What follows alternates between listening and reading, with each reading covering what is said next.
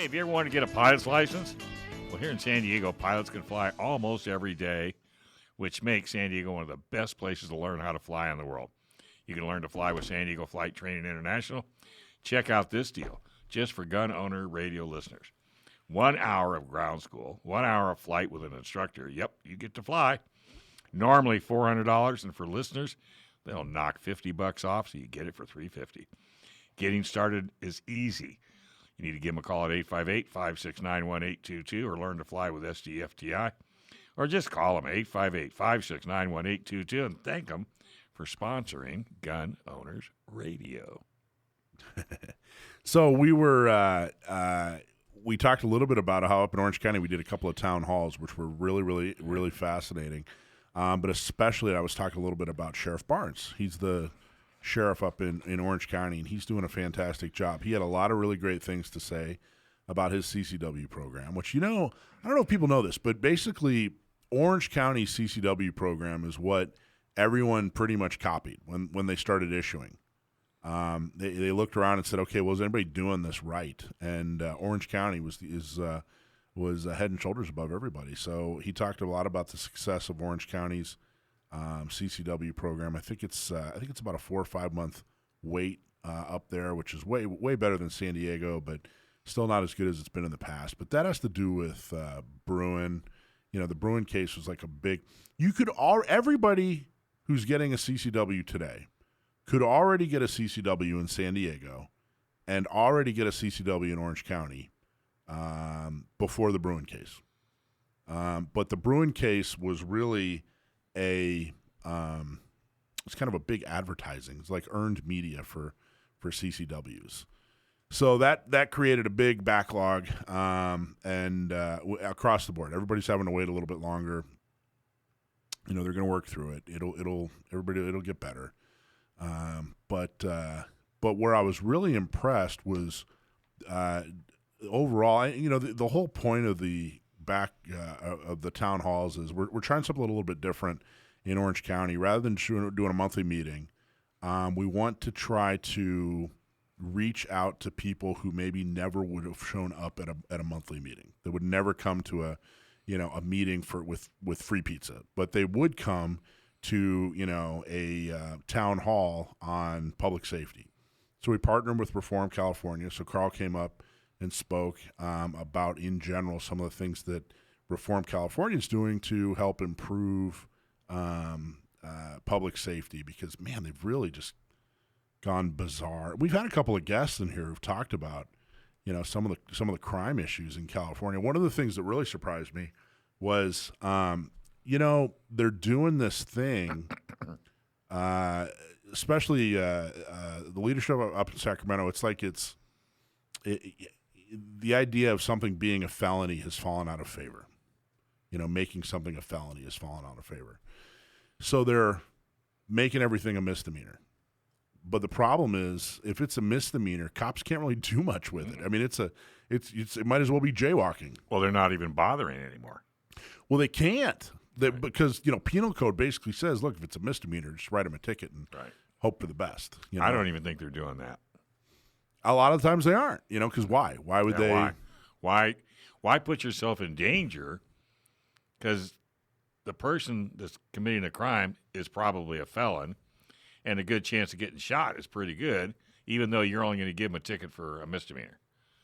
I think there's more police officers just turning away.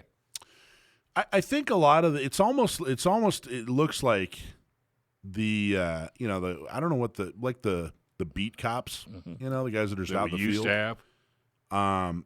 It's like they're just kind of managing things. They're just kind of. Well, you've heard the time lapse. When you call 911 to get a police officer, 40 minutes or whatever. Yeah, it seems like the only people that are really doing anything. It's all kind of shifted to, and these beat cops are really preventative, and so it's all shifted to, the detectives and people that are looking to find people that have already done something, and they've really shackled the people that are trying to prevent something from happening. Well, now we got robots. What do you mean?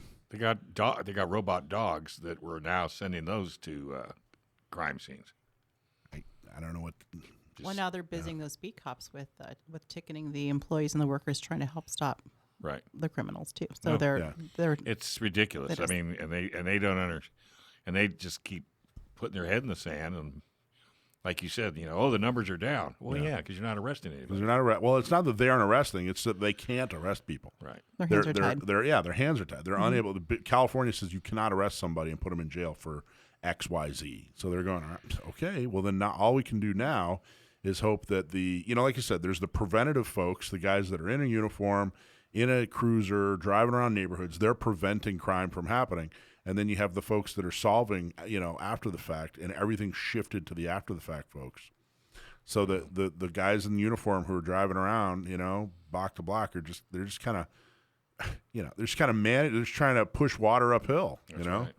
And how motivated is that? Did you see that one small town? The whole police department quit. No, they just all quit. Where was it? You remember any details? I think it was up in Michigan. Yeah, where'd all those police officers now quit? Yeah, the chief said he's had it. He's just done. So then everybody walked out.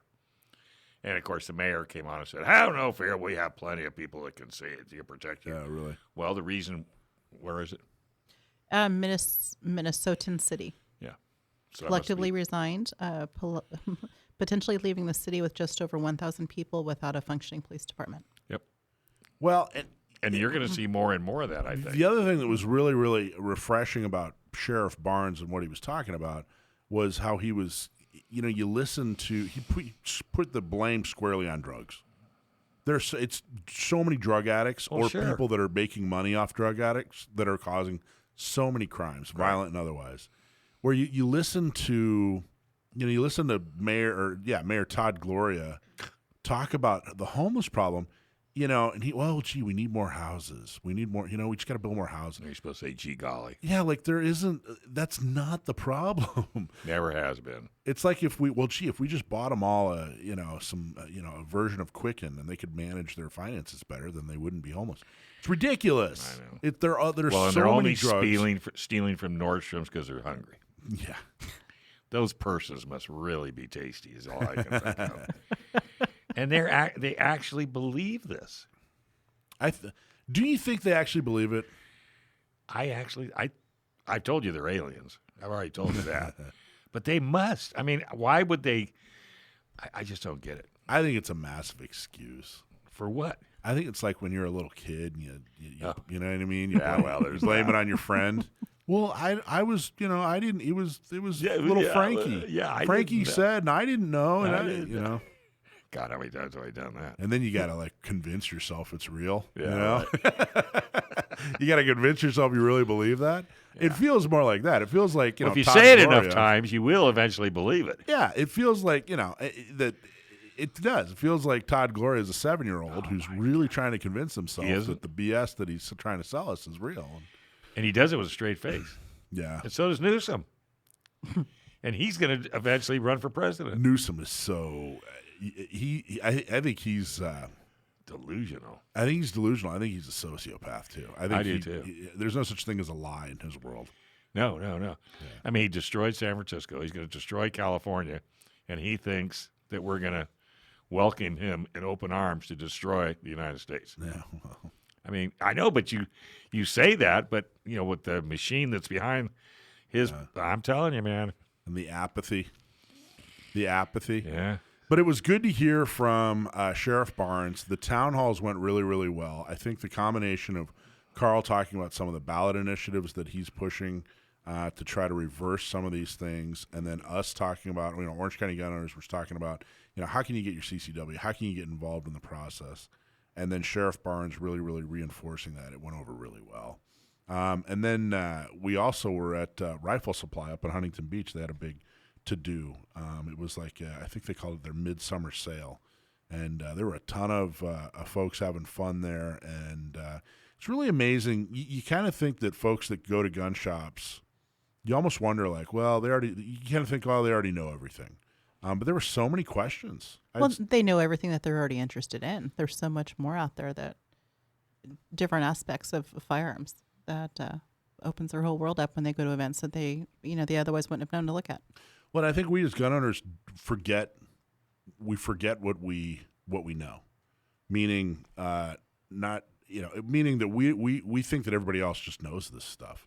There's a whole world 2 minutes out there who they want to get their CCWs, they want to get their brand new gun, or maybe they have a pistol and they need more classes, or maybe they only have a pistol and now they want a shotgun. Anyway, it was all very, very productive. Congratulations to Orange County gun owners. It was such a great couple of weeks. The 2 town halls, the rifle supply, resulting in dozens of new members, which again was their best month ever. So if you're in Orange County, definitely go to orangecountygunowners.com, sign up to become a member. Join, be the change you want to see, and join the effort, because there's a lot of good things going on. And I'm very, very proud to be a part of it, and I'm proud of everybody that was involved. So, Cool. So next, after the break, what we're going to do is we're going to talk to Stephanie. Are you all ready to talk about your big success? Oh, absolutely. We're Yeah? moving forward. Good. You've been excited about it ever 1 minute. since? Oh my goodness, I can't. Every breath I take, sleeping, awake, it doesn't matter. Outdoor woman, that's on my mind. That's awesome. I was We'll going to say, talk about isn't it that a next. song? Every breath I Well, take. you know, If Brendan was here, we would know the answer. he'd be singing, wouldn't he? Thanks for watching this clip from Gun Owners Radio. If you're watching mainstream media, you're not getting the truth about guns. Gun Owners Radio is the easiest way to stay on top of the Second Amendment fight, the fight for your self-defense rights. You can watch our live stream on YouTube every Sunday from 4 to 6 p.m. California time, or if you're in San Diego, AM 1170, FM 96.1, The Answer. We're also available on your favorite podcast platform. Just search Gun Owners Radio and you'll find our show. Like and subscribe to help defend and restore the Second Amendment, not just in California, but across the country.